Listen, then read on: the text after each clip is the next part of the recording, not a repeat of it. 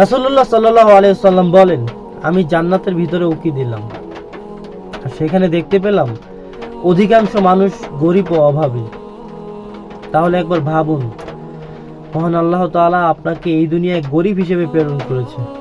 হয়তোবা হতে পারে আপনার এটা একটা সৌভাগ্য, কেননা ধনীদের চেয়ে অনেক আগেই গরিবরা যাবে জান্নাতে, এবং তাদের হিসাব হবে ধনীদের থেকে অনেক কম।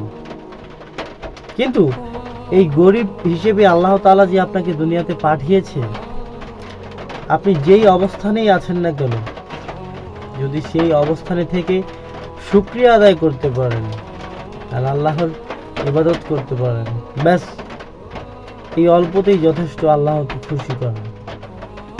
আল্লাহ তো মহান, তিনি অতি দয়ালু, তার ক্ষমা আমাদের ভাবনার বাইরে, তার ক্ষমা ও দয়া আমাদের ভাবনা ও চিন্তার বাইরে। যে রব আমাদেরকে এত ভালোবাসেন,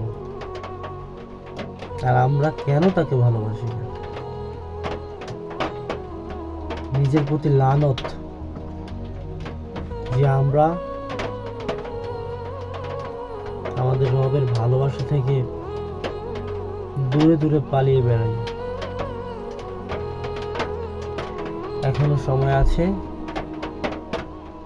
আমরা সবাই মিলে পরিবর্তন, নিজেকে, সবাইকে, প্লাস সমাজকে।